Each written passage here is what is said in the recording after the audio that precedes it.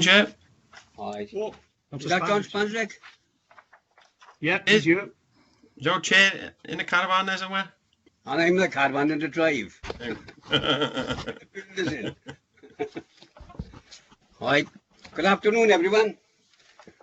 Afternoon, Chair. Can I welcome all meeting members and officers to the meeting of the Development Control Committee.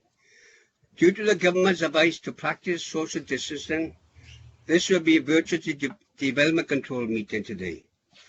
The meeting has been recorded and will be available via the Council's website to be viewed for the following meeting. If during the meeting a technical error occurs with the transmission, which cannot be resolved in a reasonable period of time, then the meeting will be closed and the remaining business will be deferred to a subsequent meeting of the Development Control meeting on a day to be determined. The new date will be notified by publication of the agenda on the Council's website. Everyone participating in this meeting will be accessing the meeting from remote control locations. Please could everyone ensure that their mobile phones are switched off or to silent. Members are recorded will receive an electronic copy of the agenda. I will ask members to present a summary of the key points for the recorded agenda can be viewed on the Council's website. Members and officers will be speaking at various points during the meeting, and those speaking may switch off the cameras at this point. I ask that, with the exception of myself as chair and not all other times, keep the cameras and microphones switched off. This will help me to minimize any background noise and interference to ensure that the connection remains as stable as possible. If any members and officers wish to raise a point, they should use the instant messaging icon on the bottom left of the Skype window and simply type speak. I will come to an order I receive the request. Please not use a microphone until invited to do so. In the event that the committee requires a vote on any item of business before it at the meeting, the Democratic officers will in turn announce the names of every committee member present and ask them to cast a vote for or abstain verbally. On the conclusion of this process, I will ask the legal officer to announce the result of the vote and the decision made by the committee. Then the meeting will be supported by the planning and highways officers, and the legal officer from the Democratic Services will be supporting the committee and will be monitoring the use of microphones throughout the meeting. Where necessary, mute those not being used. Before we formally commence, I will now ask the officer from the Democratic Services to announce the names of the councillors in attendance at this meeting. I will also ask the officers to introduce themselves as where and when I invite them to speak during the course of the meeting. They should ensure that microphones and cameras are switched off when not in use. The Democratic Service officers to announce the members of this meeting, please. Mark. Thank you, Chair.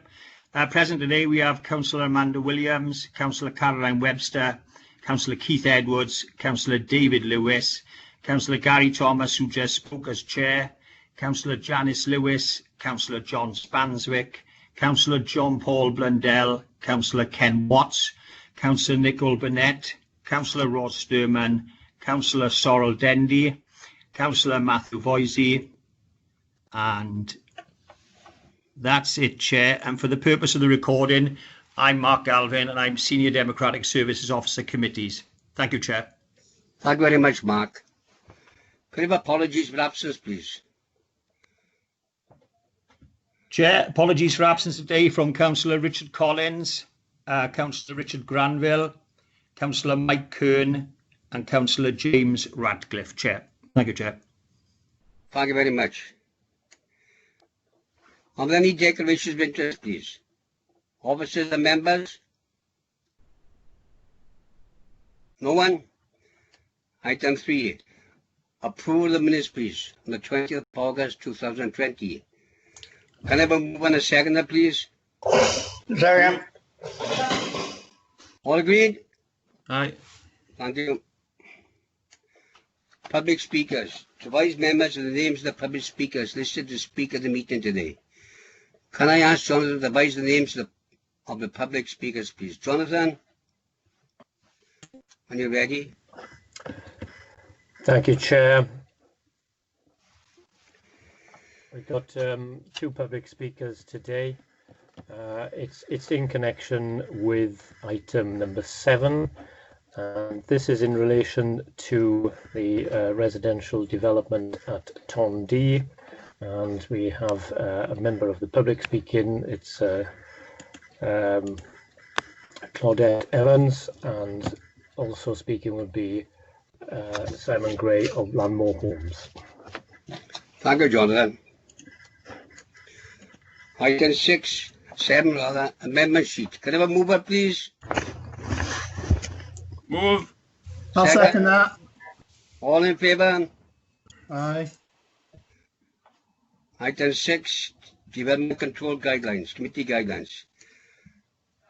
Item 7, plan and application P-9115-9115-RES, land west of Mystad Road, Tondy. Can I have a mover for the recommendation, please? Move recommendation. Second. Have I got a seconder, please? Second. Oh, thank you. Right. In the opposite now. Phil, please, when you're ready. Chair, I believe, are these the items got public speakers on? Shall we call the public speakers first, Chair? Yes, please. Mrs. Evans first. I'm going to come up that minute. Let me see if I get this bloody thing now. I'm back on now. Rod? There you are. Can you hear me? Let me see if I can pick up Mrs. Evans. Just a second. We've got 3 minutes, Mrs. Evans. When you're ready, please. Okay. Thank you. The Tondy and Aberkenfig Community Association fully understand the need for housing. We applaud Landmore's development's sympathetic design. We have received reassurances from Simon Gray the emergency exit near the retirement home along Dutlin Road will be just that, and the waste transfer station will be given adequate off-road parking. He has also assured us of suitable landscaping to screen existing housing from the new development. However, the Council have a duty of care to ensure that the quality of life and the health and safety of residents are not disadvantaged by inadequate infrastructure. Those buying these new houses are to be giving a voucher towards cycling equipment to encourage alternative forms of transport. But even the most ardent cyclist would not even attempt negotiating the proposed roundabout at peak times, having to cope with 16.5-metre articulated vehicles in such a tight turning circle. A recent traffic survey showed a total of over 77,000 vehicles over a 7-day period in July. This is without the normal school traffic. Mystad Road is dangerous as it is, with no controlled crossing points apart from the traffic lights at Pentrefellin. The realignment of the Mystad Road removes these, offering a pelican crossing close to the rear of the Tondy Methodist Church, flanked by bus stops on either side. However, this is to the detriment of residents and shoppers of Pentrefellin, who will be expected to manage with refuge crossings. Would you wish to use one, pushing a pram or stroller, walking the dog, or using a mobility scooter at peak times? Yet this is what the realignment demands. The lack of safe crossings should not be a budget issue. It's basic health and safety and environmentally essential. The Community Association has no wish to frustrate the development of the site, the creation of jobs in these uncertain times, and have dismissed all petty arguments put forward by some residents. Yet moving heavy traffic closer to a residential area is not a reflection of a caring authority, considering the road sector produces the highest level of greenhouse gas and noise pollution. There is no doubt that the quality of life for residents living in Tondy and Aberkenfig could be adversely affected by such costly infrastructure inherited by Llanmore, made by people who don't necessarily live in the area or will be affected by the development. The Council's addressing these concerns would show some alliance with the residents. Safe crossings are a must. Thank you. Thank you, Mrs. Evans. Mark, can you call Simon Gray, please, the applicant? Mr. Gray, you ready? Yeah, I am indeed. Can you hear me? Yes, you see the countdown clock? Yeah. That- Thank you. Good afternoon, members. Thank you for the opportunity of allowing me to speak today. My name is Simon Gray, and I am the Managing Director of the applicant, Llanmore Homes. For those of you who are not familiar with Llanmore, we're a family-owned and operated house builder who've been building new homes in South Wales for over 50 years. Hopefully many of you will in fact recognise the company, as we built many new developments in Bridgend. And in fact, this is probably the first time in 40 years that we don't have an active site in the borough. The application before you today is clearly an important one that brings much needed new housing and associated works to the area, including in particular 40 affordable houses, new active travel routes and large areas of public open space that residents can access, which of course has become all the more important in these strange times. The site will of course have direct links to the Park Slip Nature Reserve as well, and we've been in discussions with them to discuss how we can work together to the mutual benefit of new and existing residents of the site and the Wildlife Trust. Since buying the site from Merthyr Mawr Estate just about 2 years ago, we've worked closely with your officers to prepare the scheme before you today. This has taken a huge amount of effort and hard work on the part of all involved to ensure that the development is a sustainable one that delivers the needs and requirements of the council and the community. We've sought to engage with local residents through the Tondy and Aberkenfig hub, who obviously Claudette represents. We've met with Claudette and her members on several occasions and have tried to address any concerns that they've raised, which in fact Claudette has referenced today.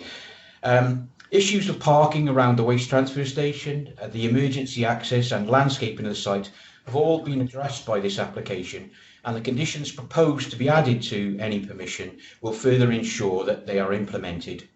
I have in fact spoken with Claudette about this during the week. We are very pleased and proud to be on the verge, hopefully, of commencing another site in Bridgend, and we do hope that you'll be able to support our application today. In these strange times, one of the additional benefits of the development is that it will create and maintain much needed employment, where this is clearly presently a worry to many people. Thank you very much for listening. Thank you. Thank you, Mr. Gray.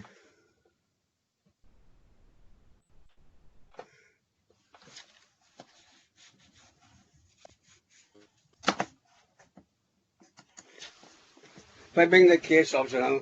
Phil, when you're ready, please. Thank you, Chair. Thank you, members.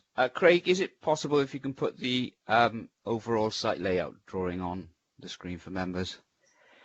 Chair, members, if I can just start by apologising. Firstly, I've included an additional condition on the amendment sheet.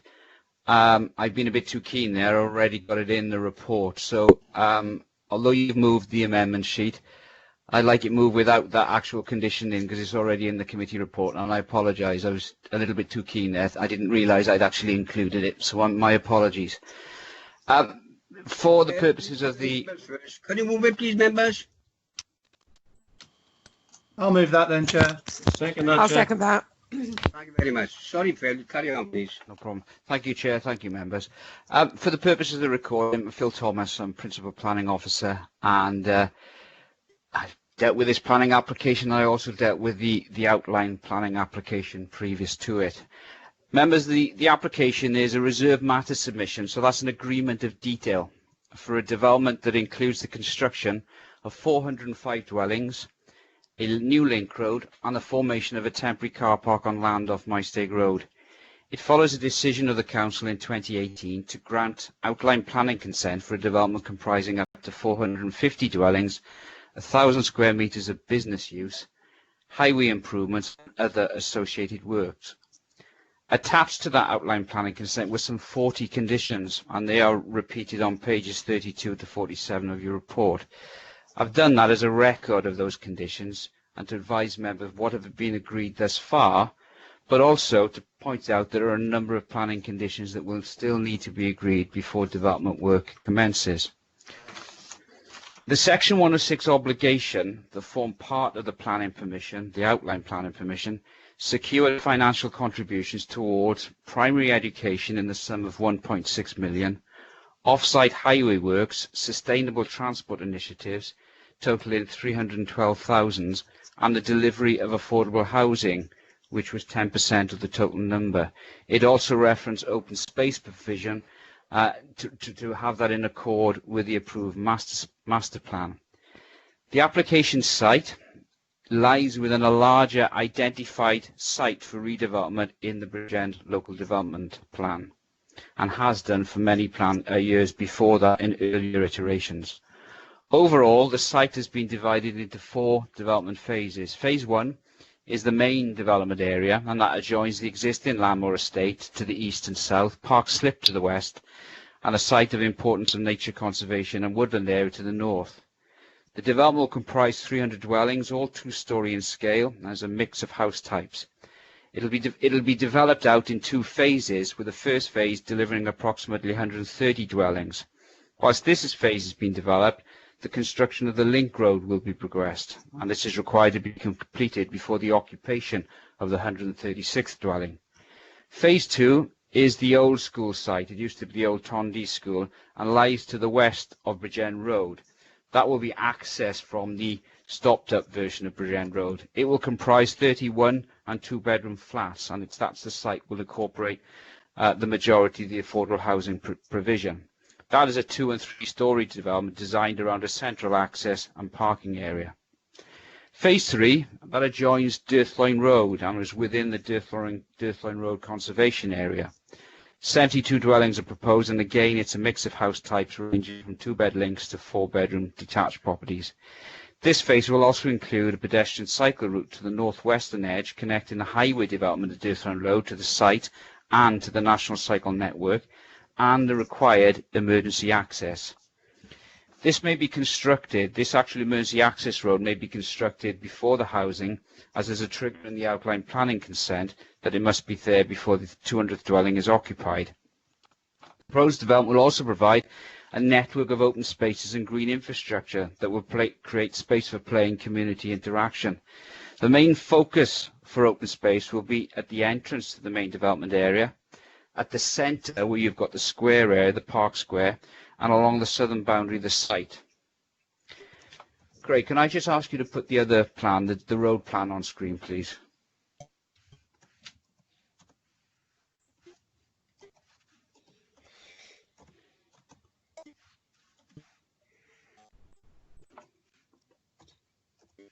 Thank you, Craig. The submission also includes details of the bypass road or the link road, and they were requirements of the outline planning consent. The bypass road will commence its construction at its northern end, roughly opposite the vehicle access currently serving TM car sales. The new road will roughly follow a southwesterly direction, passing the modified T-junction with Forthhirn. The alignment of the new road necessitates the formation of a new junction with a stopped-up section of Mystake Road. And between the new section of the roads and their respective junctions, an area of car parking will be formed, creating some 9 spaces that will be used by the residents. The northern spur of the Pentrefellin Little Roundabout is the southern edge of the new bypass road. From this point, you'll have a 7.9 metre wide carriageway, a 3.5 metre wide active travel on its eastern side, and a margin up to a maximum of 2.5 metres on the northern side. The actual route will go through a wooded area that will have to be cleared for construction, and it will pass immediately adjacent to 2 Grade 2 listed stone structures. A light controlled crossing will be formed at this location to allow pedestrians and users of the National Cycle Route to cross the bypass. Members, your attention is drawn to the observations received from consultees and the representations received from the local members, the Community Council, the local MS and MP, and those received from residents both in terms of the original and more recent consultations. I'd also draw your attention to the representations that have been received on the amendment sheet. The report provides for you, I hope, a summary of those objections, some of which have been referenced by the public speaker this afternoon. The majority of the concerns focus on matters of highway safety and relate to the capacity on the network, the road designs and their ability to accommodate HGVs, a lack of safe pedestrian crossings. Objectors have even gone as far as to suggest the link road should be abandoned and alternative road arrangements should be considered. The report details other objections, such as the impact of the development on the conservation area, the loss of trees, ecology and general amenity. A lack of infrastructure, schools, medical services, affordable housing have also been offered as objections. To assist members, I just want to offer the following comments in response. The implications of the development on the surrounding highway network were considered in detail at the outline planning application stage, and in granting planning permission it was accepted that the proposed development performed well against the principles of sustainable transportation as identified in Planning Policy Wales. Crossing points for existing and new residents would be delivered as part of the development, as will active travel routes. The light control crossing on the proposed bypass will benefit both pedestrians and cyclists. Today, pedestrian connectivity and safety, a number of informal crossings are also proposed by the development. The principle of developing the new link route has been agreed, and this submission only relates to the agreement of the detail of the road, its design and its junctions. Abandoning the construction of the link road is not before members. The new route is a component part of the allocating policy and was considered necessary because of the constraints on the network. The new roads and changes to the junctions would increase the capacity in the network and mitigate any impact from additional development traffic. Crucially, the changes will increase the ease of movement for pedestrians and cyclists. Any impact would also be mitigated by the proposed sustainable transport initiatives, which are likely to encourage non-car use and contribute towards a more sustainable means of travel. Members will note there are a number of conditions on the outline consent, and this permission that will require further details to be agreed, and there is a process still to be gone through until those details are agreed and the development commences. Other issues, members, related to the relationship of the development with housing, existing houses, but we're confident that the design of the layout accords with our guidance. Ecology reports that accompanied the outline application did not identify an ecological constraint that would prevent the development of this site.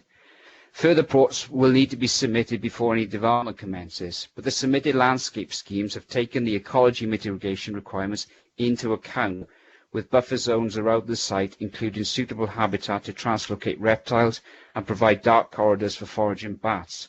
Overall, the proposed approach to the development, in terms of avoidance and mitigations and the general potential retention and protection, accords with the local plan policy and the Council's supplementary planning guidance of green infrastructure. Site drainage will be subject to control through conditions.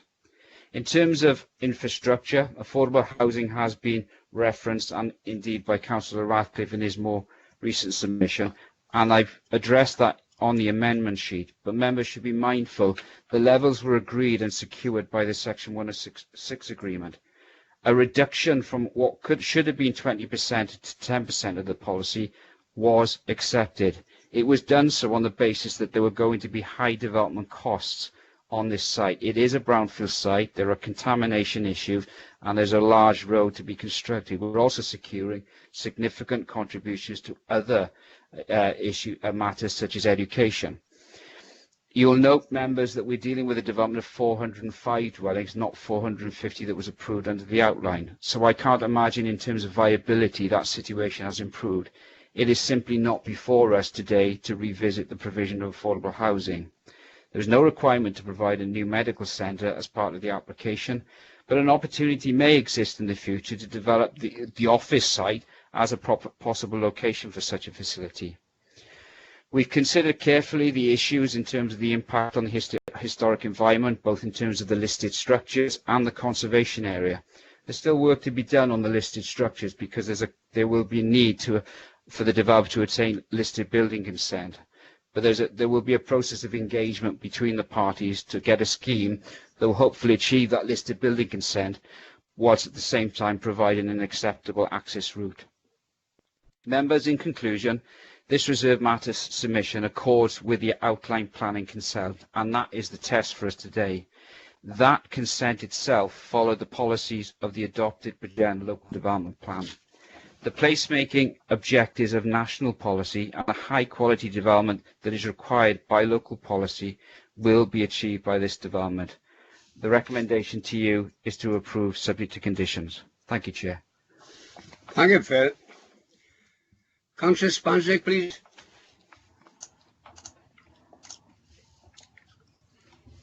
Thank you, Chair. And thanks, Phil, for the explanation there, because it's a complicated site with the 400 houses.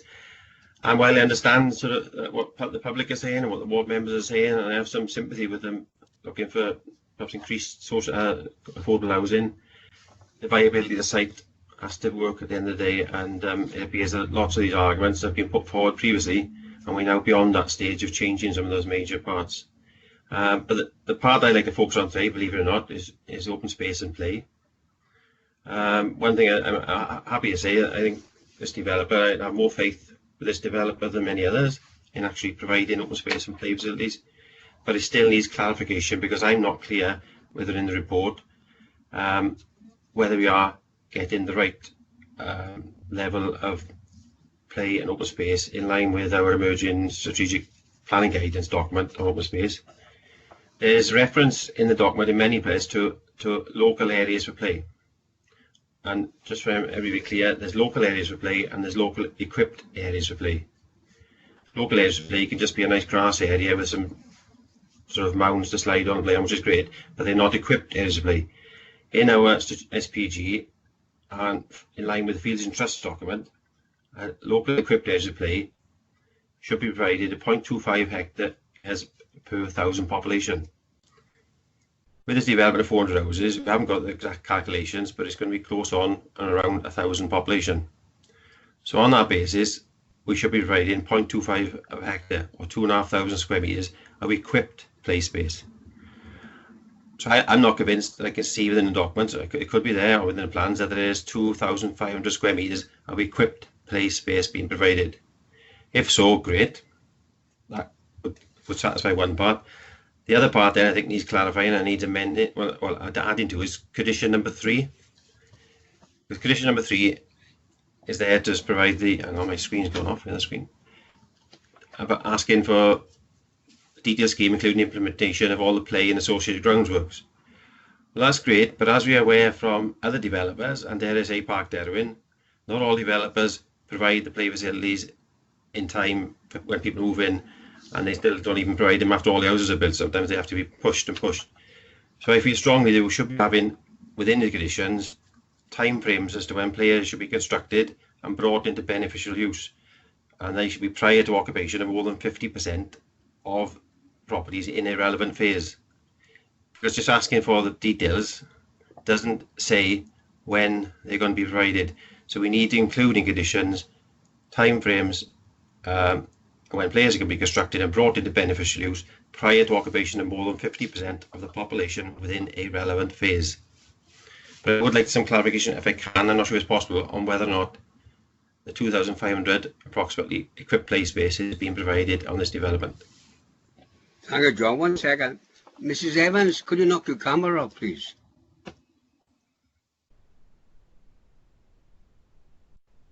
Thank you.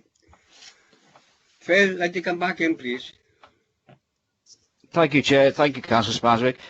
Craig, if you could put the layout plan up on, and I'll try my best to go through it. Councillor, just on the second point in terms of time frames, a committee report is difficult because you've got to try and put as much in it. As we've referred to, there's a Section 106 obligation attached to the outline planning consent, and within that particular document there is a defined a definition of recreation space for the whole development, and within that, and I think it's clause 24, it talks about recreation space and play facilities under the reserve matter application being delivered prior to the occupation of 50% of the residential units. So I think that probably accords with what you're looking for in terms of the provision of open space. On the design principles document that has informed this layout, the developers provided the following calculations regarding an indicative breakdown of sort of open space. They've talked about formal open space being 7,500 square metres, informal open space being 11,900 square metres. The woodland area, which is obviously a substantial area, which is uncontrolled, but they would, which is unaffected by the development, but there would be controlled access, is nearly, I think I've got here, a figure of 5.7 hectares, which probably is right. And then you've got around the margins of the site a recreational area. As Craig has put on the plan, that central area is where the leap will be provided. There will be a lap provided at the entrance to the site. And if Craig can scroll down, there would then be the provision of a leap at the southern end of the development as well. Now, take those facilities or that provision on board, plus the retained woodland, which has some amenity value in terms of access, plus the recreational routes that will be provided around the whole development. There's the southern end of the development. You have a very generous provision of open space that we are confident that meets with our current policies, LDP policies, in terms of the provision of open space and play provision on this development. Got to be mindful too that there is some play provision on the adjoining development as well. But I think this central area is going to be the key location for the key play provision for the development, plus there will be provision to the south of the site as well. Thank you, Chair. Chair, if I can, Chair, can I come back? Coming back, John. Yes, If I can, please, Chair.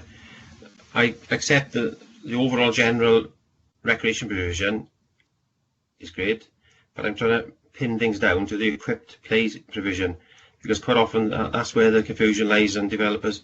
I'm not saying they try to be a bit crafty, but it can get confusing and we end up with less than what we are asking for in our policy documents, and that is in line with the Fields Interest, 0.25 hectares per 1,000 population. So the equipped play space, I'm looking for some sort of confirmation that there's at least 2,500 square metres of equipped play space, not just local areas for play. So formal equipped players. So if the two areas identified equate to about 2,500, we're in line with our policy. If not, we're not in line with our policy. Come back, Phil, please. Chair, thank you. Councillor Spartak, I don't have a calculation to hand, but I am confident that provision there at the northern end of the site and the southern provision would equate to that policy requirement. Plus, I've got to factor in that's I know what you're saying in terms of equipped play provision. That is a generous provision there, and there is towards the southern end of the site. I think that in terms of this development, again mindful of trying to provide an acceptable level of development, acceptable quantum of development, plus significant areas of open space that will be retained. And that has to be brought into the balance because there are huge, vast woodlands that have been retained as part of this development. Plus, I think that there's fairly generous play provision in that central facility and in the southern end. I don't have a calculation to give you, I'm afraid, but I'm confident that that is significant provision and acceptable provision for this development. Okay, thank you, Phil. Thanks for that. Thanks, Les. Councillor Williams, please.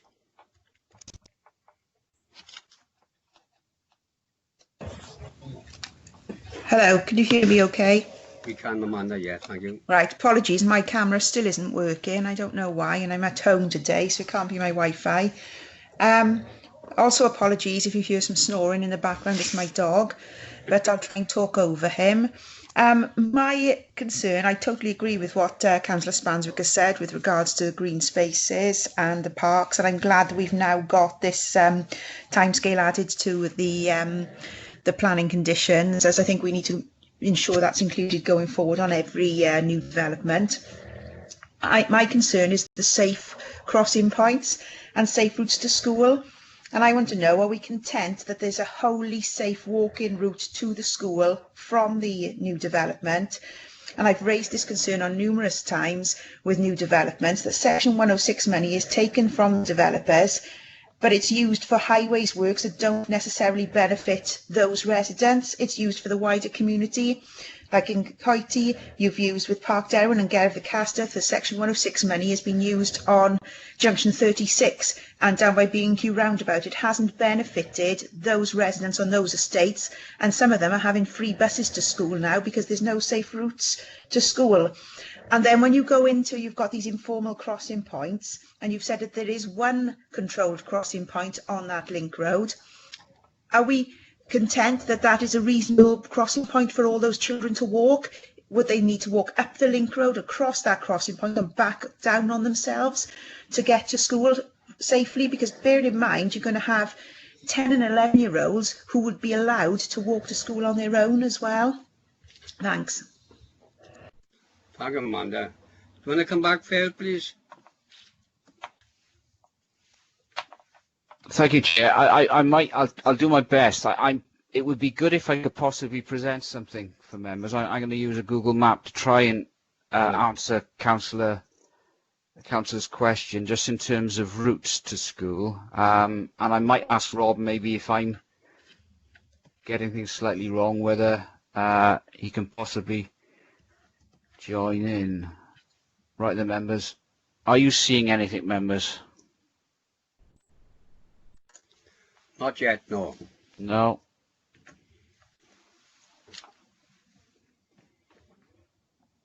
Any joy with the? Yeah. Yeah. So you're going to have Phil, thank you. Excellent. Thank you. Right, if you can, I'll do my best. Just follow the cursor. The main development area is here, and then we've got the side road development there, and the school site is down by here. In terms of answers to that particular question, there is, my understanding, that is the nearest primary school to the development. We also have, there is a primary school near Cllr Cymydol Lerwyn, the Bremennin Primary School there. We did look at this issue actually at the time of the outline planning application, and there are routes of getting from the existing Pentreffeling estate near to where you've got the shopping development here. There is a route that actually goes through down onto the road in Aberkenfig and down into the primary school. We're also looking to improve from the development, having routes coming down past the waste transfer station. Obviously that's the new roundabout, and there are crossing points around that roundabout. There are refuge crossings there, and there would be then an active travel route that would take people attending the secondary school, which could well be CCYD, under the railway bridge, where we're seeking to improve the route under the railway bridge for pedestrians, down to Bryn Road to this particular junction, and there is an improved link at that point. So if Rob wants to come in on that point, my understanding is that through the outline planning consent, the concern in fairness that Councillor Williams has highlighted was considered, and there is some monies also being secured through the 106 obligation towards initiatives in terms of sort of walks to school and more sustainable means of getting children to and from the school. But I was confident that the scheme would be delivering improvements to the active travel routes for children getting to the primary school and to the secondary school. Now, I said the one in you are using existing infrastructure in Aberkenfig there, but there are means of getting from what would be the new development through the existing Lamwo development through footways here to connect into Aberkenfig. I don't know, Rob, can you add anything to that? Thank you, Chair. Thank you very much. Bob, please. Thank you, Phil. Thank you, Chair. Thank you, councillors. I think it's important to note that obviously it has been stated, but I'm going to state it again, that obviously the outline permission for this site give a great deal of consideration into the highway arrangements that have since been approved. The consideration of that application had significant internal consultation with officers of our transportation department, our traffic management and road safety departments, our highway design engineers, and the traffic and transportation manager, as he was at that time, Tony Godsall. We went through several iterations to to ensure that we got the best that we could get in terms of desire lines and crossing points in. They may not be controlled crossing points, but they are crossing points that were considered to be appropriate by all the members of the team that were considering the application at that time. Furthermore, the requirement of condition 30 of the outline consent, which requires the full details of the highway works to be agreed, actually requires the developer to submit a road safety audit to support the proposals. So any concerns that there may be by professional bodies that things aren't quite to everybody's satisfaction will be addressed via that process in due course. I hope that answers the question. But yes, desire lines to and from schools were considered as part of the proposals.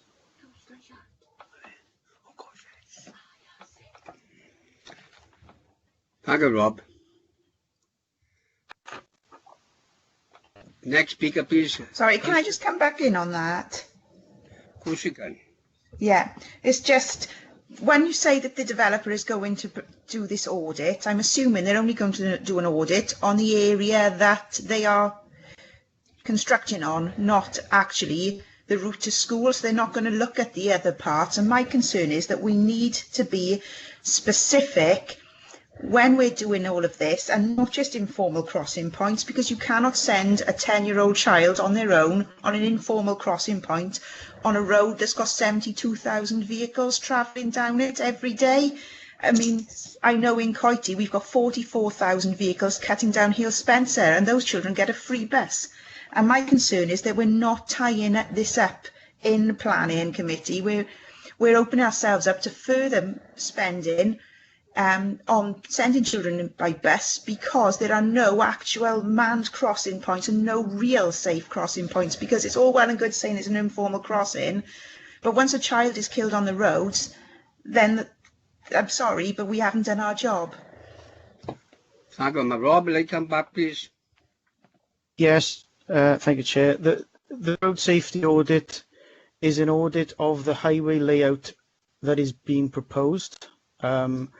It wouldn't necessarily go as far as auditing the existing highway network beyond what is being changed.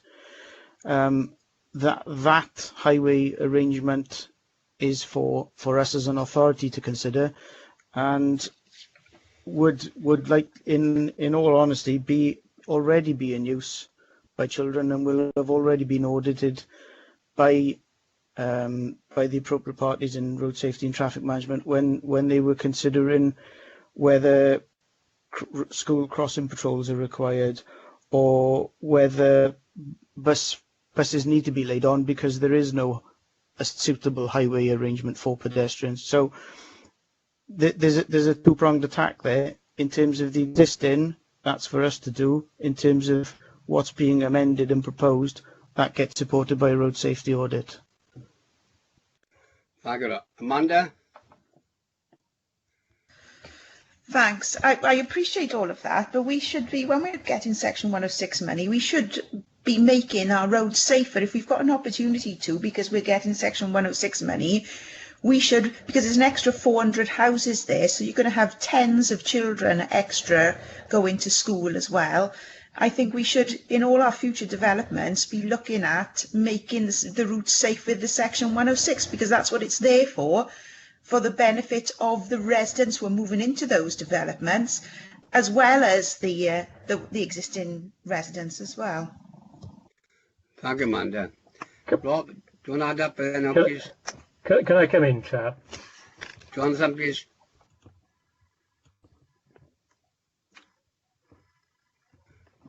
Thank you, Chair.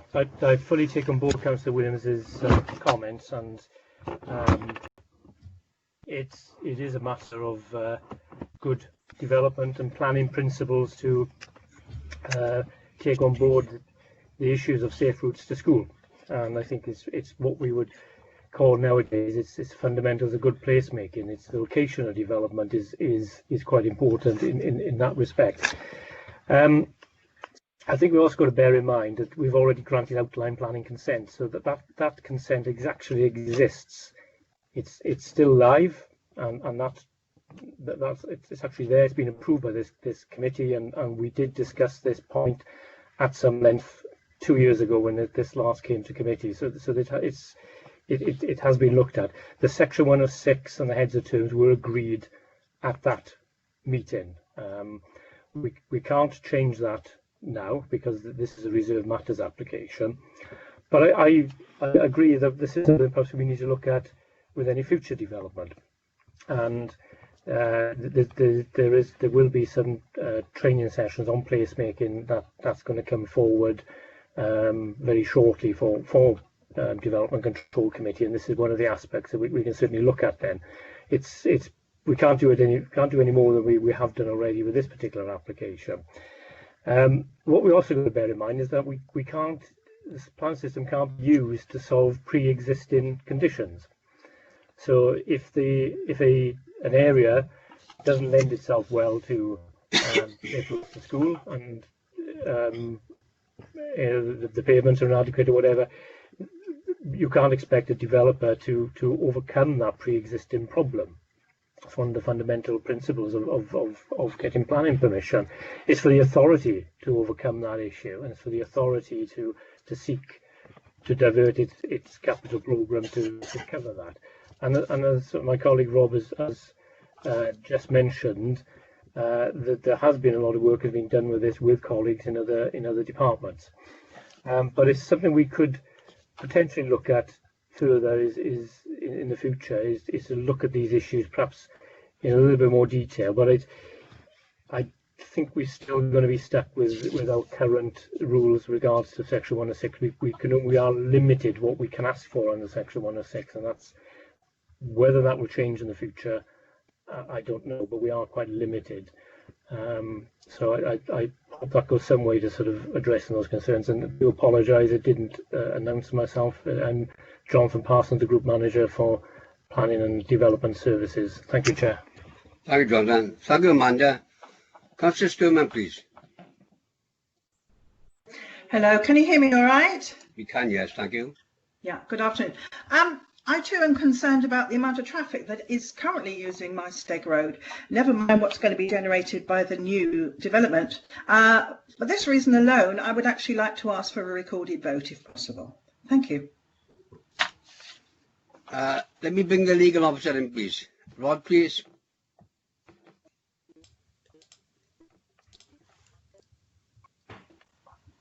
Can you see me, Chairman? I can see you, yes. Yes, thank you, Chair. Roderick Jones, Senior Lawyer, Legal Advisor to the committee. Yes, we only have recorded votes in council, but I think, as you read out in your opening remarks, Chair, if there is a vote today, if members want to go to a vote, then the committee secretary Mark will call out each member's name, and that member will vote for, against, or abstain as they so choose. So in that respect, each member's vote will be on the recording, but there won't be any, they won't be put in the minutes, because that only happens in council. Okay, that's fine. Can I then ask for a recorded vote? Can I move? Well, it's a, sorry, Chair, just to come back. I mean, clearly, the recommendation which is in the report has been moved and seconded, but we're still in the midst of a debate. And when we come to the recorded, when we come to voting, if need be, we can decide which form the vote should take. Okay, that's fine. All right, thank you. Councillor. Yep, thank you very much. Okay. Thank you. Councillor Lewis, please, then Councillor Edwards after. Thank you, Chair. First of all, I think the damage was done 2 years ago when the application was granted. And I don't think there's any way we can actually go back on that now. One thing I'd like to clarify with the Tondy and Aberkenfig Association, they've put in some correspondence they sent out that Councillor David Lewis at the Outline Planning Committee meeting stated at the very first meeting between MME and the community councils which was community council, just Newcastle Higher, they promised the community centre would be on the cards. Now, what they did do, the agent for Merthyr Mawr Estates and Mr. McLagan from Merthyr Mawr Estates walked into the community council meeting. I was there reporting as borough councillor for Penaway at the time. And I sat and listened to their conversation, and the first thing they said is that they'd been into the council offices in Bridgend, spoken to a woman, offered to build a school, and she said it was not required. So that's clarifying that. As it is now, it's required. But the thing I'd like to say is that the problem of the traffic has not gone away. It's got worse. I couldn't believe really that if it's such a low amount of traffic going past Tondy Bridge, but obviously we've been in lockdown and some people aren't working and schools weren't around. And it's horrendous. By Pentre Valen, the traffic lights into Pentre Valen, and there are regular accidents there, and there's no safe route for children to get to Dderwyn. The police are regularly outside Tondy Cricket Club doing speed scoping exercises, and at peak times, it's a shame that these people who did the report a number of years ago did not regularly go at peak times to Tondy Bridge and see the amount of traffic between there and the Aberkenfig roundabout. By the lights then, there are two lanes go through the lights down towards Bridgend, where people are desperate to overtake others. People are now coming from Bridgend, overtaking cars so they can turn right into Bryn Road, and it's just a fatality waiting to happen.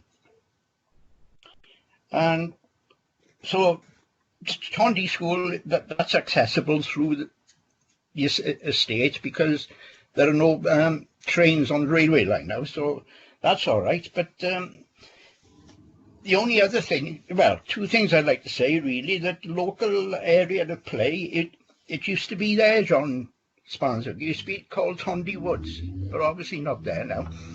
And you know, the last thing I'd like to say is that the intention is to take the traffic lights away from there. And there's 77,000 vehicles a week passing that point. In 2013, on the A461 outside Brinkethin School, there were 139,000 vehicles a week passing Brinkethin School. So please could those lights be transferred to Brinkethin School? Thank you, Councillor Lewis. Councillor Edwards, please. Yes, thank you, Chair. I assume you can hear me, yeah? You can, yes, thank you. Thank you. My stake in the Thinley Valley, Chair, a population of in excess of 20,000 people. It is now very much dependent on this road for people accessing employment. At peak periods now in the morning, you can be backed up as far as Cllr. And I would like officers to explain, please, how this road configuration will increase the flow of traffic or not, as the case may be. Employment in the Thinley Valley is at an all-time low. We depend on this road for access to work, as I've previously said, and I'm very, very much concerned that this would slow down traffic even further than it is now, and it will also affect the possibility of future employment when possibly future employers look at the road links and see it as very much a pinch point. Thank you, Chair. Thank you, Councillor Edwards. Rob, please, can you go back in? Yes, I'm here, Chair. Thank you. When this site was originally allocated, there was a requirement for highway improvement works, and the traffic signals that are in place currently were commensurate with the level of development that was being proposed in the initial phases. it was never intended to be the situation to deal with the whole of the allocation that is effectively now coming forward. And in fairness, the roundabout, subject to a few tweaks, was actually put there in that location to serve this long-term aspiration. Now, the signals that are in place at present are very close to the signals at Aberkenfig, just beyond the bridge, and the two sets of signals together do create some delays. As part of the transportation assessment that we considered during the outline application, it was evidence that to facilitate this additional development, then that the signals would need to be removed and the link road would go in, and that would improve the situation in terms of the flow of traffic. There was an item mentioned by Councillor Lewis then in terms of Aberkenfig bypass and what currently happens there. Just to sort of reiterate what was agreed at the outline consent stage, was that there was going to be a scheme of realigned road markings along Aberkenfig bypass. So that would hopefully alleviate those issues of concern in that respect. Hope that answers the question. Yeah. Do you want to come back, Councillor Lewis, or you're happy? I'll never be happy because of the original decision. But and you know, it needs to be done not when they've sold 125 houses. It needs to be done now. This is what gets me, is that we're constantly behind other councils, it seems to me. Wherever, I've said it before, wherever I go, when I travel to Vale of Glamorgan, into Cardiff, RCT, the road infrastructure is already in place when they start building houses. But with us, it never is. Thank you. Thank you, David. Councillor Edwards, would you like to come back as well? Yes, Chair. I'd just like to ask the Highways officer what assessment was made. Obviously, there's going to be more traffic. When you approach a roundabout, you have to give way to traffic. And with the amount of houses being built and the 3 supermarkets on that site, people coming down the valley will be in a constant position of having to give way. I'd like to ask the Highways officer to explain how that is going to speed up the flow of traffic, please. Thank you. Thank you, Councillor. Rob, please. Thank you, Chair. Thank you, Councillor. I can't honestly answer how the finer points of a transportation assessment and the modelling exercise gets undertaken. But the findings of the TA, which were independently assessed, were that this arrangement would facilitate an increased throughput of traffic. Thank you, Chair. Can I come back in there, please? Yes, please. Johnson. Thank you, Chair. I go back again and reiterate that the outline consent was granted some time ago. That this road layout was part of that. It's also part of the development plan, the approved development plan, and a lot of work has gone into that, both with the council's internal experts and with the developers at the outline stages, and a lot of transportation evidence has come forward to suggest that yes, this will make it, make an improvement, and it's why this is a key infrastructure project in our development plan. We're fully aware of the implications of traffic on the Llinvi Valley, and we see this, and this is key in the development plan. I see this as a strategic highway improvement, and that evidence is there. It's been looked at the time that the LDP was adopted in 2013. I would also like to point out as well that as part of our planning policy Wales and national planning guidance, and that includes Welfare and Future Generations Act, is that we're not just looking at car transport as being key to getting people to work. We're also looking at public transport, and particularly with the Llanvi Valley, we are looking at increasing the level of train services to and from Cardiff. Along that route, we're also looking at bus infrastructure, and all this is happening independently of this particular planning application. So it's not just about getting in your car and driving to work. We've got to look at alternatives, because, quite frankly, yes, the roads are congested, but you've got to think, well, am I responsible for that congestion? I'm getting into a car and driving to go to work. You know, are we part of the problem, or are we part of the solution?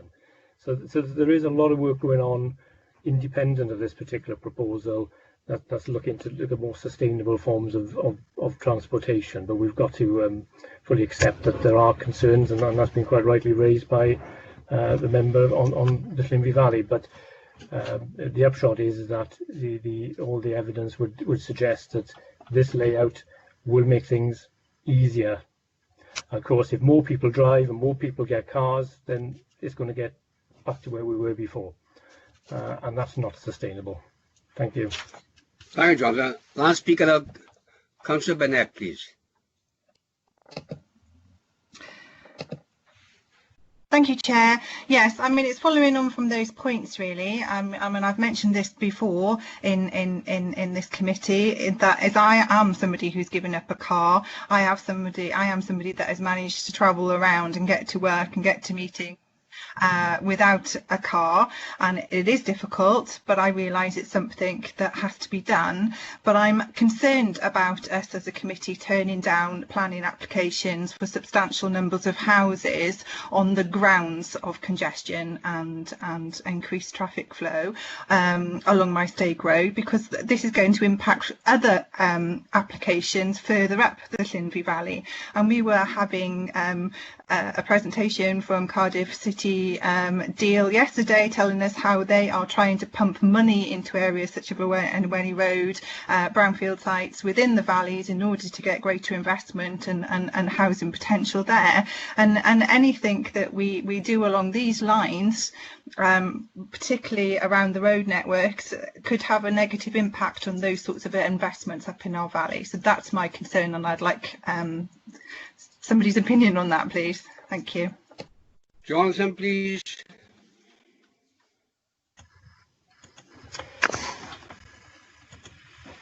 Yeah, thank you, Chair. I just the gist of it, Councillor, that you quite rightly say we can't refuse purely on congestion grounds. That's not something we can do. We can't do that anyway with this application, because, as I mentioned before, the outline has been granted. But I was in council yesterday, and I did see the presentation as well on the Cardiff capital region, and part of that is development of the metro, and Bridgend is part of the metro, and the recent sort of studies that have been undertaken, which are part of the metro enhancement framework, would suggest that the lines, the transport journeys and lines between Maesteg and Porthcawl and Pyle and Bridgend to Cardiff are of a high priority. So we hopefully we can benefit from that by drawing down additional funding from CCR through whichever funding programme that's available to do. And certainly, as with a different hat on, I also look after strategic transportation, and this is something that we are looking at all the time, is how we can improve our strategic transport infrastructure within Bridgend. There's going to be more investment in public transport than there's going to be in road network going forward, and that's fairly clear. But where we've got existing issues on the road network, and this was one of them, this area was clearly, and I've been driving for over 35 years, 36 years, and I've always known this area to be a problem.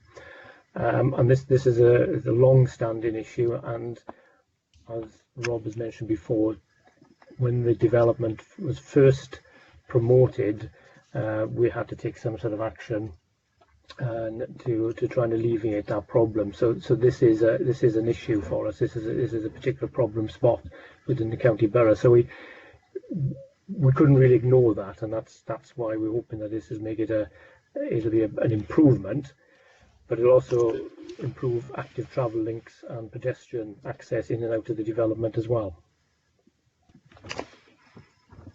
I don't know if that answers your concerns, Councillor. Yeah, no, thank you. I was just concerned that if these arguments are being used over traffic and congestion, it's just going to be applicable to any development that carries on along this Linley Valley, because they've all got the same access and entrance point. So having a problem with a housing development which is at the bottom of this road is no different to a housing development at the top of this road. Everybody's using the same entrance and exit point to the valley, and that if that argument is used there, then you know it's problematic further up the valley as well. Absolutely. I mean, that is a valid point, and the sites that we are looking at in the Llinvi Valley, and these are through Cardiff Capital Region funding. That's UNE Road is one that potentially one we could look at. Then yes, the benefit there is that it's proximity to the railway station, and that's what we will be promoting that development on. Is it public transport links rather than its road links, and you know, if we were to take the approach of refusing things on congestion, we wouldn't get any strategic sites in Bridgend at all.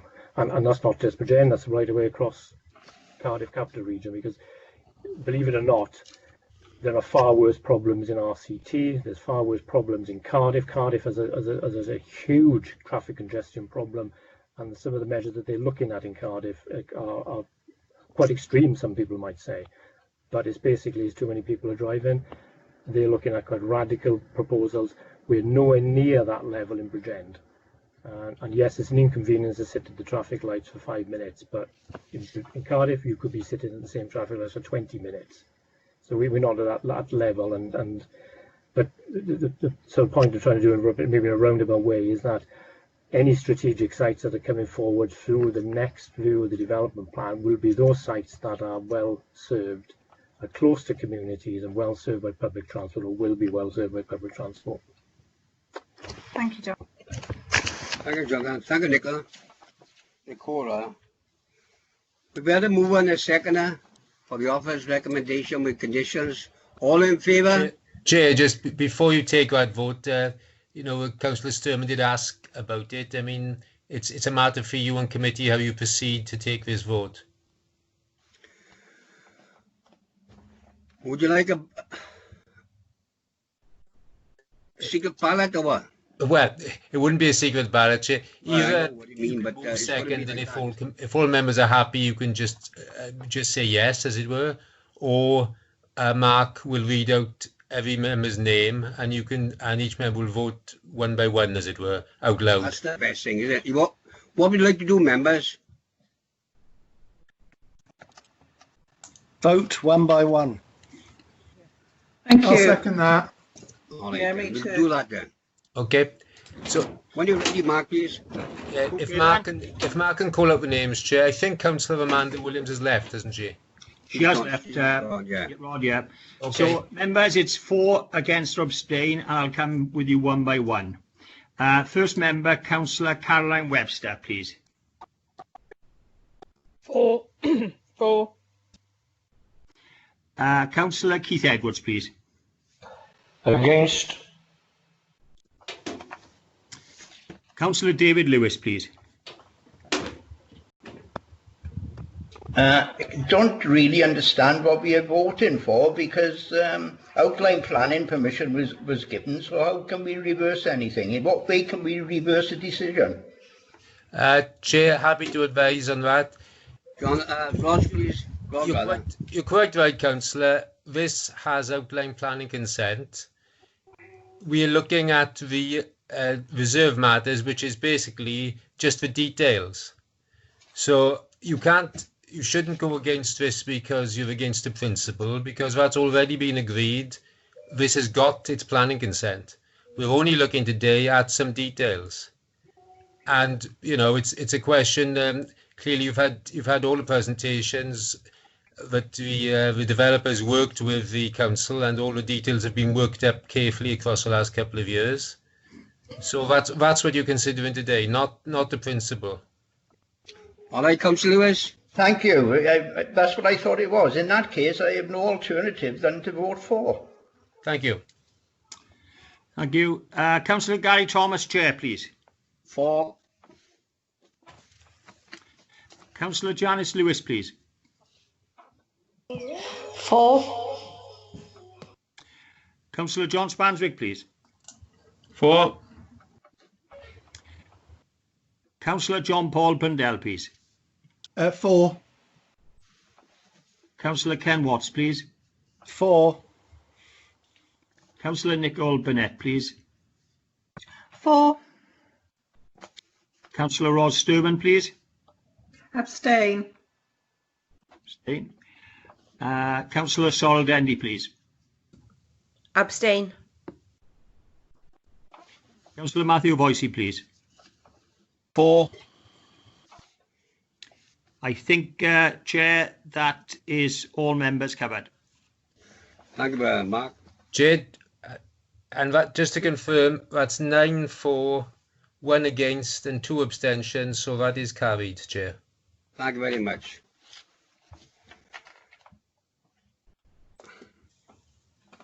Are there 2 invitees left now? Mark? Are there 2 invitees left, I say, the speakers? They gone? Do you want me to remove them, Chair?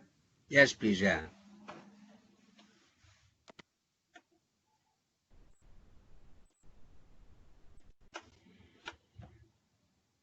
They've gone now, Chair. Thank you very much. Item 8, land at the former playground, Fountain Road, Abercampeg. Rod, please. Thank you, Chair. For the purposes of the recording, my name is Rodri Davis, Development and Building Control Manager. I will present the last few applications on behalf of officers.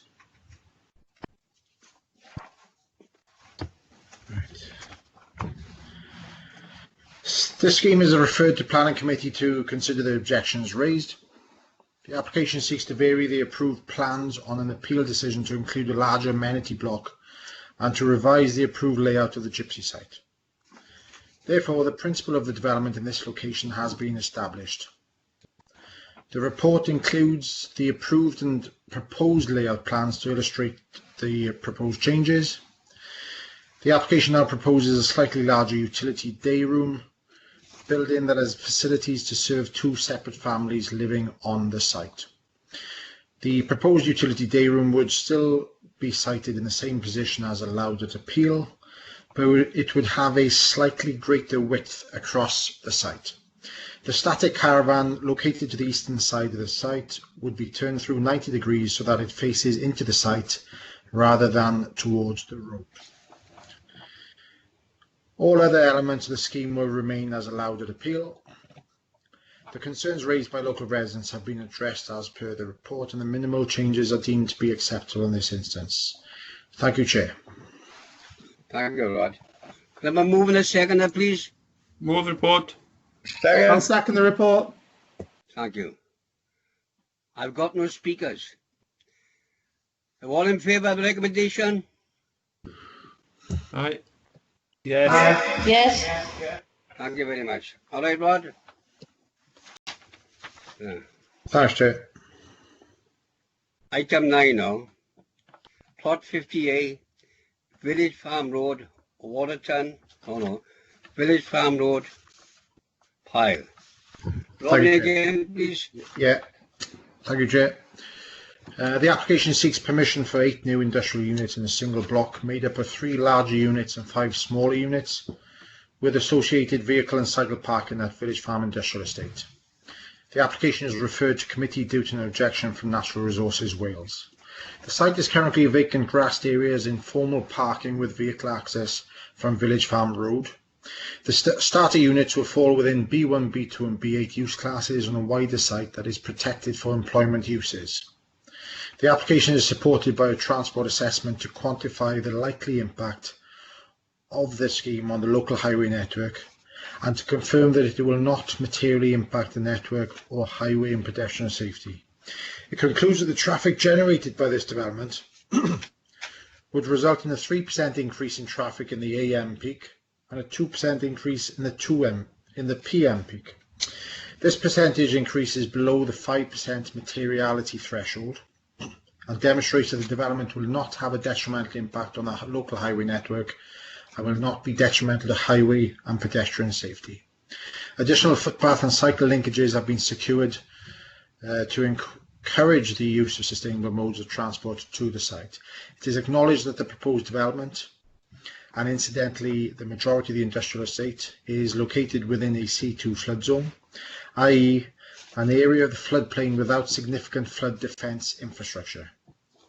In this zone, only less vulnerable developments should be considered. Emergency services and highly vulnerable development should not be considered in this zone. The proposed industrial units are classed as less vulnerable developments.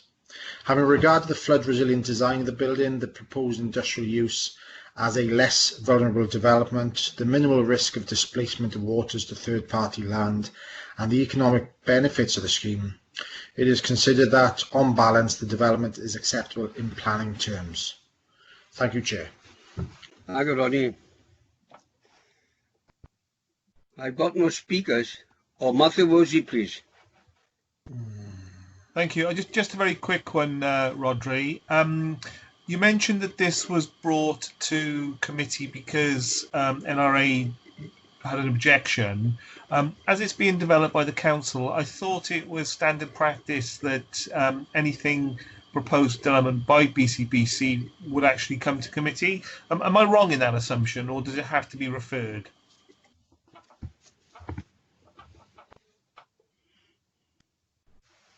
Thank you, Councillor. Yeah, up until, well, not really recently now, it's probably about 2014, 2015. You're right. Something with a statutory consultee objection where we were still recommending approval would have been effectively referred to ministers, and they'd have the option of calling it in. The Welsh ministers and the Welsh Government, and the planning division in particular in the Welsh Government, did a study, and there was only around something like 20% of all applications that were referred to ministers that actually needed to be referred. So they reviewed the parameters for referrals to ministers, and this, even though it's a statutory consultee objection, and I must say it's a standard objection, mainly because it is in a C2 flood zone, so the NRW passed that assessment of the risk on to the local planning authority rather than being flexible with the way they look at applications within the C2 flood zone. So even with that objection from statutory consultee, we don't have to refer it to ministers, even if it's an application by the council. So I think that should be included in the report, but that is the case. Thank you. Thank you, Councillor. Thank you, Councillor Woolsey. And I got no more speakers. All in favour of the council's recommendation with conditions? Chairman, sorry to come in. It hasn't been moved and seconded yet, Chair, please. Can somebody do that first? Move the report. Sorry, I did. Sorry. All in favour? Yes. Aye. Aye. Aye. Thank you. Right. Item 10. Lambda Park Crescent, Waterton Industrial Estate. And you again, Rod, please. Thank you, Chair. Yes, this proposal is to vary condition 1 of one consent and conditions 2 and 3 of another to allow a washdown facility at the site and to include earth bunds along the eastern and southern boundaries of the site. The application is referred to the planning committee to consider the bunds and the washdown facility given the objections received from the residents of Troyes. Some members may recall a planning permission was granted in 2016 to develop this site as a compound for the storage of private caravans. A subsequent application permitted the extension of the caravan storage operation across the whole of the eastern part of the site that is edged by a hedgerow that separates the site from land in third-party ownership. The compound was formed by excavating the existing topsoil together with the importation of a layer of compacted crushed stone to create a permeable surface on which the caravans can be safely stored. A large amount of the excavated material has been retained on site, unfortunately, occupying an area of approximately 3,000 square metres. The earth mound occupies a site that should have been developed for approximately 35 caravan pitches. This application seeks to utilise some of this material to construct earth bunds along the boundaries of the site, with the remainder of the stockpile being removed from the site. The application site lies within an area allocated and protected for employment development within uses B1, B2 and B8. In the determination of the original application, it was acknowledged that the economic benefits of the development would be relatively limited, but that the use would meet the local need in a relatively sustainable location. The stockpiling of material was considered as having no obvious connections to the permitted uses on site and no economic benefits other than removing the cost to the site owner of excavating and transporting the material from the site. A breach of condition notice was issued, and following non-compliance with that notice, the case proceeded to court. Members will note that the prosecution for non-compliance with a breach of condition notice does not ensure that the work is undertaken. It merely finds those that are responsible. It is proposed to reuse the material on site to construct 2 bunds and to remove the remainder of the material once they have been completed. The washdown facility is considered to be an ancillary part of the caravan storage operation and the business, which is acceptable in principle. The facility will be mainly screened from view by the caravans and motorhomes stored on the site. On balance, the landscaped bunds will reduce the impact of the development of the visual amenities of the area, and the washdown facility will not be detrimental to the amenities of adjoining users and occupiers. Therefore, the application is recommended for approval. Thank you, Chair. Thank you, Ronnie. I got no speakers. Councillor Bosey, please. Sorry. Just a very quick one, Rodri. Clearly, they should have removed the material at the time of application, and it all went through legal process. However, what they're doing now by putting the bunds using that material surely must have some environmental benefit in the sense of the vehicle movements and the carbon output of having to move that material. So I do think that it's a sensible way of dealing with this. In terms of the bunds, will they actually have a positive benefit in terms of noise for the local area, in suppressing noise, if they're suitably of a suitable height? And secondly, I read somewhere about a 3-year guarantee on ensuring vegetation is maintained. But could you just refer to the original application as to whether there needs to be a planting regime that we approve to make sure that it's visually agreeable, and obviously as much foliage as possible for noise and ambience? When you're Yes, ready, please. thank you, Councillor. Yes, you're right. There will be the benefits of avoiding so many trucks and lorries to take this fill away from the site, or topsoil away from the site. And also by clearing a lot of that topsoil, there'll be the operation and the business will be able to occupy that area for what it was supposed to be used for, storage of, I think I said 35 extra caravans. So there'll be a benefit from that side of things as well. Likewise with the bunds, they will have a twofold impact, I presume. It'll be, as well as the visual softening of that boundary with the industrial estate compared to the surrounding countryside, and then further afield the village of Troyes.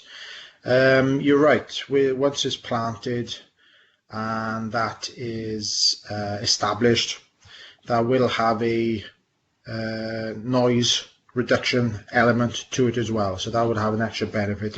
But in most of these cases as well, if you can't see the noise source, the brain tells you that there's less of a noise impact as well. Sometimes if you can see the noise source, the perception of noise is heightened for some reason. It's a psychological thing. But in this instance, by screening the site as well, that would have an added benefit. In terms of landscaping that either fails to establish or dies within the first 5 years, yes, I'm pretty sure, without having it in front of me, I'm pretty sure that the original consent did have a landscaping scheme, and we do have a standard note on applications that does say that if they do fail within the first 5 years, then they're expected to be replanted and try again. So that'll be the case in this instance as well. Thank you, Councillor. Councillor Spancic, please. Thank you, Chair. I could just have clarification if I can on the location of the bund. I'm just looking at a large Google map of the site, and the southern and the eastern boundaries are hedgerows with caravans, vehicles parked tight to that boundary. So exactly where, I'm just trying to clarify, be clear where the bund is the bund only going on the existing area of stored topsoil, or is it going around two complete boundaries of the site? Because I fail to see where the space is for the bund to go without moving vehicles already there, thus reducing the space.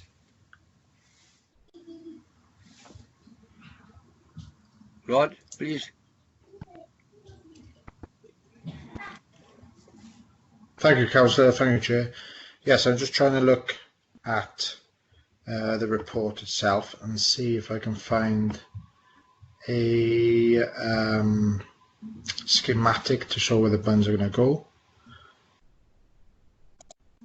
It doesn't seem to be in the report, so what I'll do is I will find and display for members the plans for this scheme. Bear with me. I know in the report it says eastern boundary, so I'm assuming it's just the eastern boundary. I think I've got a plan, Rod. Shall I show it on the screen? Yes, please. Yes, Craig. please, That'll be quicker than me trying to find it on Enterprise, probably. We've got the reference number.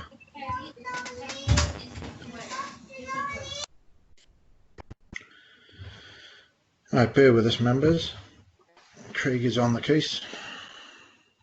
Thank you, Craig. All right, John. It's hard to see, Chair. I'm just trying to see if the bund has any impact on the hedgerow. I understand now the council ecologist has said he has no concerns, so I trust that's correct. It was back away from the hedgerow, wasn't it? Was you on the site visit there 2 years ago? No, but by it come back from the hedgerow, it seems to reduce the space available for vehicles because it's pushing them away from the existing boundary. But I thanks for that. I can see the plan. I can see where the bund is going. Happy, John? Yeah, thank you very much. No problem. Thank you, Rod. I got no new speakers. All in favour of officer's recommendation? Aye. Yep, second. Move. Aye. Aye. Thank you very much. Item 11, appeals, please, Jonathan.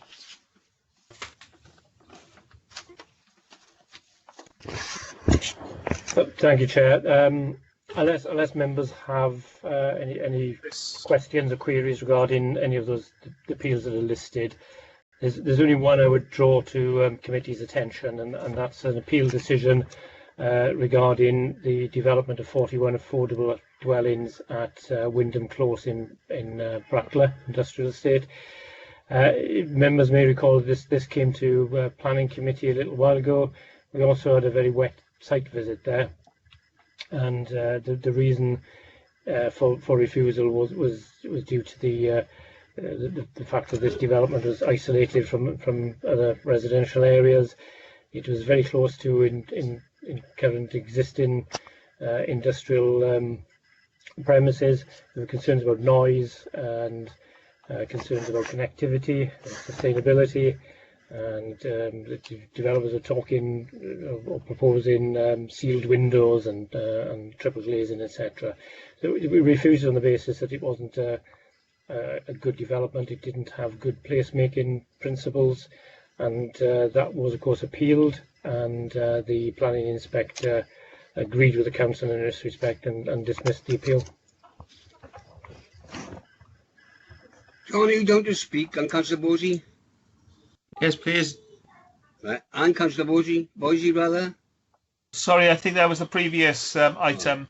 I got it done twice, and I got John done twice. That was my two previous items. John, thank you, Councillor Bosey. Thank you, Chair.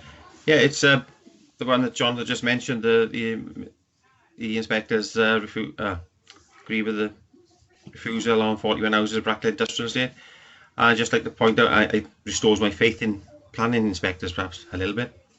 But he refers in the notes to the minister's Welsh Government Minister letter of July 2019, stating that affordable housing should not be inferior in any way to sites promoted for market housing, and that gives me faith that we are trying to equalise what we're doing from a Welsh Government point of view, and the minister's making sure that affordable housing and social housing is classed exactly the same as any normal market housing. So that's good, because that site was, apart from there being a soaking wet day, that was not the place to put a housing development. So I'm thankful for that. All right, Jonathan, when you're ready, please. Any more? Or was that just your one concern? That's just one thing I want to bring to committee's attention, Chair. Thanks. Thank you. Right. Item 12 now. Temporary amendments to the DC Committee site visit protocol. Jonathan, please. Thank you, Chair. We brought this report to committee. It's committee's responsibility to agree and update any amendments to the code of practice. The code of practice is for members' convenience, is attached as an appendix to this report, and this was agreed in 2017. And members will also may recall that we did discuss potential changes to this in a workshop session a little while ago, pre-COVID. However, since then we've had a couple of issues, and the worldwide pandemic is one of those, and that's had an impact on how we normally do business. Whilst we've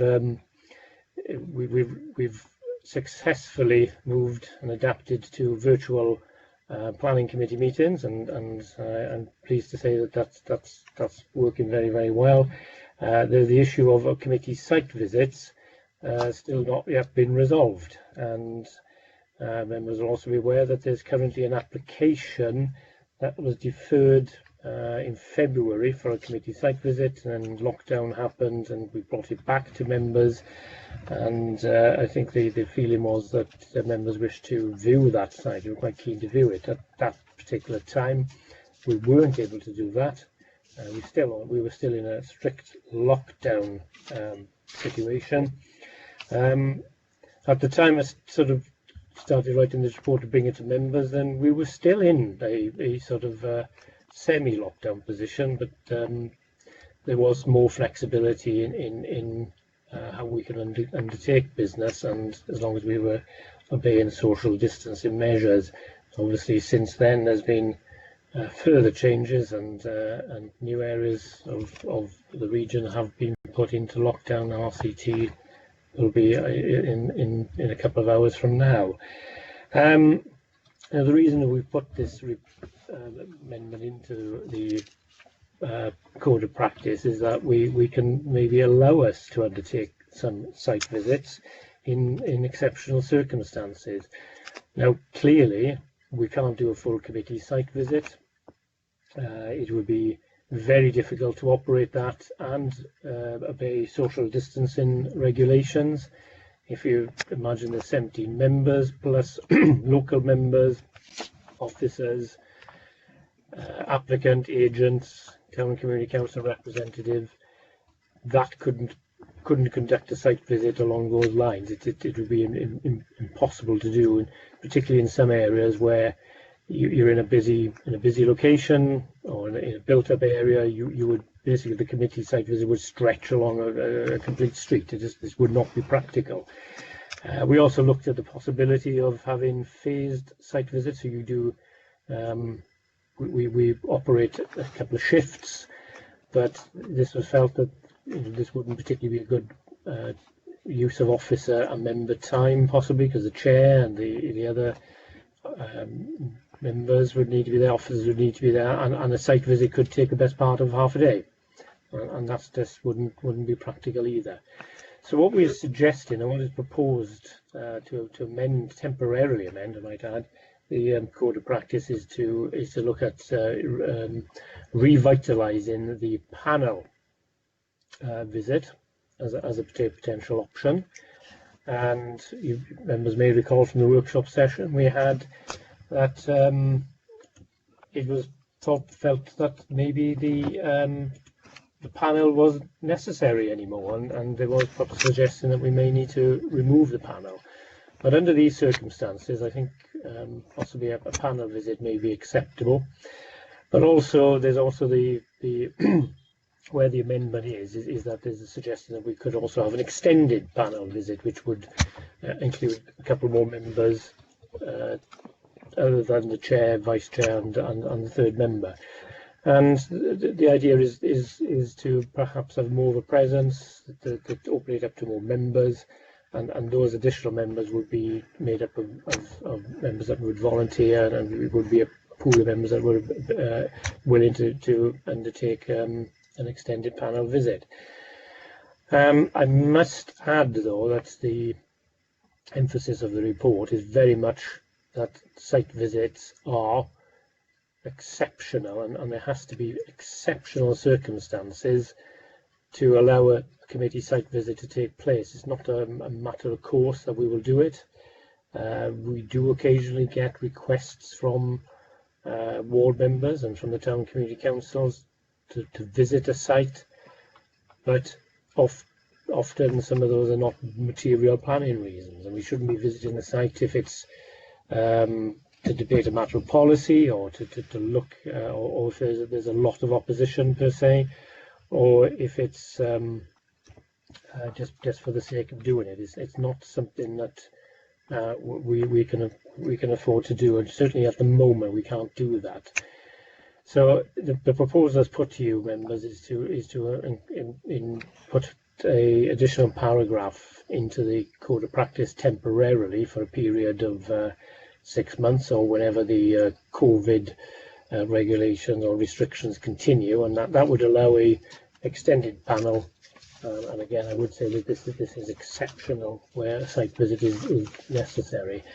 Now, I'm also mindful that we do have an application that's held in abeyance at the moment, and I have to tell members we've got to determine this application, otherwise that application will be determined, or potential application will be determined by somebody else. That will be done by a planning inspector. If the applicant was so minded to, they could appeal non-determination, and that would take that decision route out of your hands.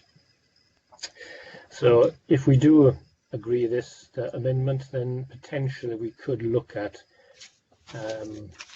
carrying out a panel visit or an extended panel visit before the next committee meeting, and bring the report back for determination. Otherwise, we may not be able to actually determine that application ourselves. I would also very heavily caveat this, that this is by no means a green light to go ahead and do the site visit. We still have to undertake risk assessments. There is still a pandemic ongoing. Quite possibly things could change quite quickly, as we've seen elsewhere, and we could then be placed into a lockdown situation again, or there could be further guidance issued. So there's no guarantee that we'll be able to do this, but this will give us a little bit of extra flexibility to carry out that visit. Still need to get consent from our legal office, from the legal officer, and from the health and safety team with our risk assessments. But at least we may be able to move forward on our site visits, and hopefully, if things get better over the coming months, then this could become part of our normal routine again. But the recommendation is there for you members. I'm quite happy to listen to any discussions on this and any other further suggestions. Thank you. I got Councillor Sturman, please, and Councillor Bosey then, please, and Councillor. Thank you. Can you hear me and see me okay? Yes. Yeah, good. Right, yes. I think this is quite an equitable solution. I think, and I applaud it. This obviously we do have to go forward. Would obviously like to get this site visit over and done with as soon as we possibly can. Yes, good move. And yes, I'd like to volunteer to be a site panel visitor. Thank you. Thank you, Ross. Councillor Bosey, please. Yeah, I just want to reinforce. Ros took the words out of my mouth almost. He must be thinking along the same lines. It is a good idea. It gives us options, and basically, you know, even if it was only the original panel of the chair, vice chair, and one member, you know, one or two extra reserves, then they can represent the broad membership of the committee and say they've seen it as and when it is suitable to use this particular panel. So I fully support the suggestions, and personally, yes, again, I'd like to volunteer. And you know, if we get a full house of volunteers, it could be on a rota basis or something, so everybody has a turn. If we require to use it, but it's there in our armoury if we need it. Thank you, Councillor Bosey. Councillor Webster, please.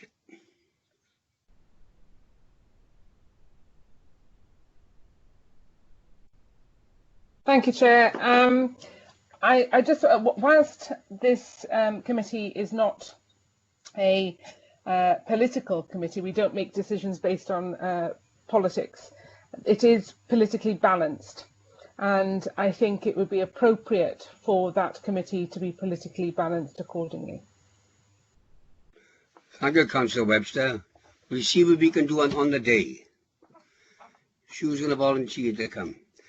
Right, Councillor Badell, please. Thank you, Chair. I was actually going to say the same as Councillor Voicey and Sturman, so I won't take up any more of the time. They stole my words. So, yeah, I agree with the report. Thank you very much.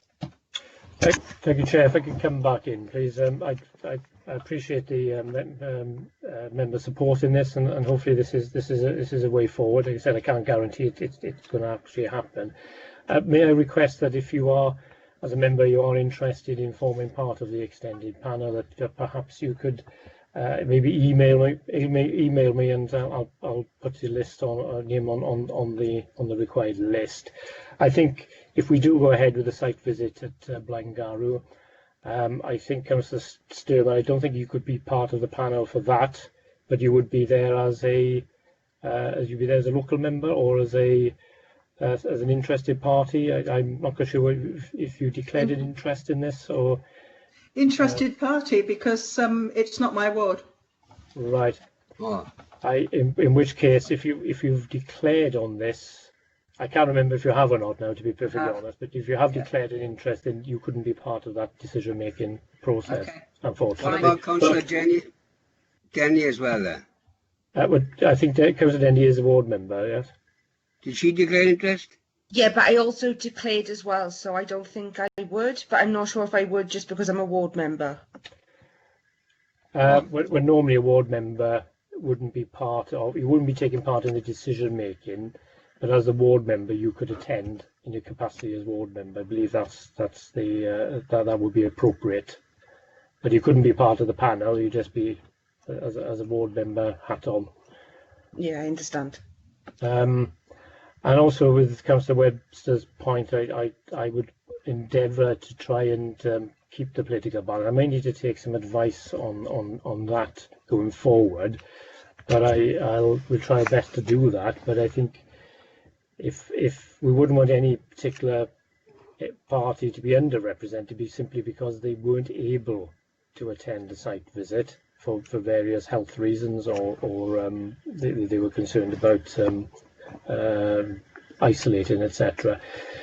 So I think we would try to achieve that balance where possible, but we may not be able to do that all the time.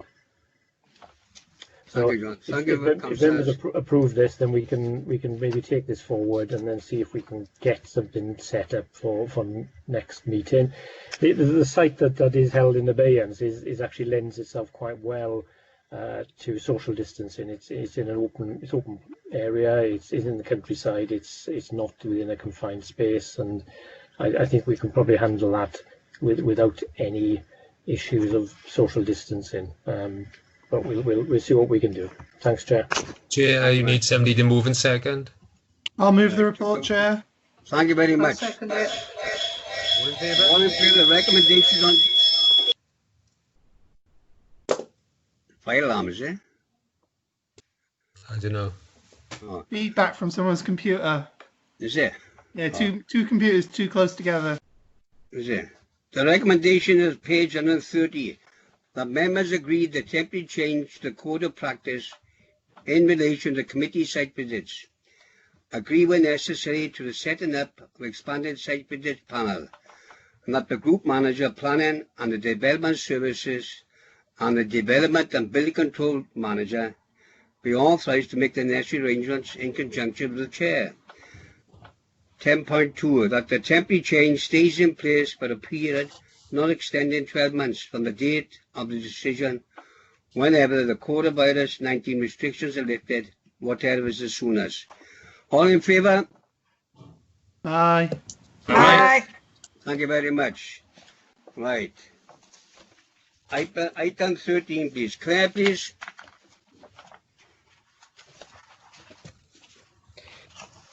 Thank you, Chair. Thank you, members. For the purposes of the recording, my name is Claire Ham. I'm the team leader of the Conservation and Design section in Regeneration. Members will recall that at a meeting of this committee on the 16th of January 2020, an Article 4 direction was made to remove certain permitted development rights of properties within the Nanty Moyle Conservation Area. And these actual rights related to the removal and alteration of stone boundary walls within the area and fences, etc. The effect of that direction was immediate, and owners and occupiers were notified immediately after the committee, and comments received as part of that consultation process have been included as part of Appendix 2. The direction that was made at that time had to be confirmed within 6 months, and that date was 17th of June 2020. Otherwise, the direction would have expired. And unfortunately, due to the pandemic, committee meetings at that time were postponed, and it was therefore decided to confirm the direction under emergency delegated powers to avoid that actually happening, so to avoid the expiry of the direction, obviously with the appropriate consultations with members through the officer delegation. So the purpose of this report is partly for information only, just to present to members what the consultation responses were as part of that making of the direction, and those comments are in Appendix 2. A copy of the confirmed direction is actually in Appendix 1, which has been signed and sealed, and that provides information on the detail of the Article 4 direction. But the other purpose of the report is for the guidance leaflet that was presented to owners and occupiers of the properties affected, and were consulted on that document to be agreed for future development control or development management purposes. So basically, the direction has been confirmed, but it is for members' information, and the first recommendation is for the report to be noted, but the second recommendation is for members to agree the guidance leaflet, which has been through a consultation process with the owners and occupiers, to be agreed for future development management decisions. Thank you, Chair. Thank you, Claire. Have we got a move on the second recommendation, please? Move the recommendations. Second the recommendation. All in favour? Aye. Thank you very much. We got no other business. Thank you very much, all. Take care and stay safe. Thank you, Chair.